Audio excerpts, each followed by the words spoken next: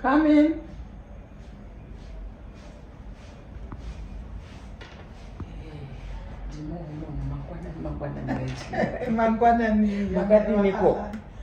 Is this Amai Alan? Yes, it is. I'm so happy to meet you. Even myself. How are you, Amai Alan? I'm very happy. What brings you here? Maunzwane kuno. Ndimo muno. Ndimo zveshuwa. Ndawa nawo yakanyanyisa.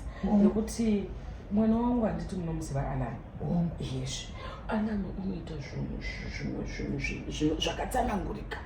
Unoekita kufadza nyika yose. Vanhu vane mastress, vanhu vane chibwekana. Unachitodini? Unachitovapinza mumudi yakanaka. Unoadvertise makambani akawanda kudai. Kureva kuti panotengwa zvinhu zvavanhu vaya. Vanhu vaya vanhu vachitikwa zvakanaka handiti. Saka panda wati ndapamaawardsi. Saka ndiri kuti imi mufana kuawarda mwana wangu. Handiti mumpawo maawards. Amai Alan, ndo mataurirwa azvo. Kuzvingada kutaurwa namamwe mataurirwa api zvene Mai Chilimba. Mwana is doing good. Award to the person. Mwana wapuwa award. Alan for the award. Inzwai amai va Alan. Isusu pano National Excellence Awards. Tino recognize munhu watinenge tasvikira tichiona kuti ari kushanda sei, ari kuita nezvei, zviri kuitwa nemazvo here, ari kushanda nevashandi zvakanaka here. Saka inini Alan mati ari kuita project ipi? Alan ari kuita maprojects akawanda. Izvozvi Alan unoita maadverts anoita. Zvinofita huku dzakadai. Maindi kumachotoka kupa huku yamipedzi. Kunya kuicheka haiperi. Nokuti mwanangu achiratidza kuti zvinhu zvake zvaanenge achiita zvakadini zvakarongeka. Handiti munozviona. Iye ndichaicha has been doing a very good project on raising Alan. You see him, he's a project. So I must also be awarded.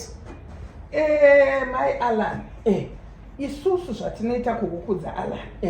Zvamuri kuti they are very big. Tinosvika panzvimbo. Timu yangu inini yaJelibepu inosvika panzvimbo yotarisa kuona kuti huku idzi hadzisi kupiwa MARV here. Kana havangambodzipi MARV. Isu takakura tichirera huku. Handiti munozviziva. Kubva kustarta kusvika kufinisha. Handiti munopaona. Saka mwana wangu anoita zvinhu zvinechi namazvo. You can send them. I can even direct them to the post. Handiti? Aiwa pakanaka amai Alan. Handiti kwemauya mazotiwo project yangu, project child. Iwo uri kuita nezvekwini kurera kamwana.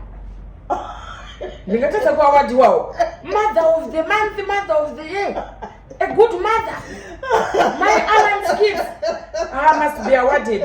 I must be awarded. Sure, vanhukadzi vanofanirwa kuaward. Yes, this is a very good project that I'm doing. Matotivhura njere kuti vanhukadzi vakaita basa guru munyika vanofanirwa kuaward. Yes, especially vane vakabara vana vane don't know a project here. You must come and award my son. In fact, takutonotsvaga madresses ekuti tipfeke on the award. When is the next award giving ceremony? Aiwa manje kuma 28 iko kuti takutokudini, takutokupai matsamba, taona huku dzake, takutoti Alan uya kuaward. Tofanirwa kutomufonera kumuudza kuti ave ready for an award. Thank you so much. I'm quite informed. Thank you so much. You can have my flyers. Yes, Muketa such a very good job. Ndizvo. To award the demotivated. Nyika ino amai Alan. Inoda kukwiridzirwa nesu vari zvayo. Ndizvo. Tinofanirwa kunge tikwiridzira nyika yedu. Kukalenda ndokwanisa kuenda naroka. Ndoda kundomaka date rama-awards. Thank you so much, Chili Baby. Wonderful, amai Alan. This is wonderful. Haisusu tikawana vanhu vakadai munyika tinonzwa kuti yes, nyika yedu iri kuenda kumberi.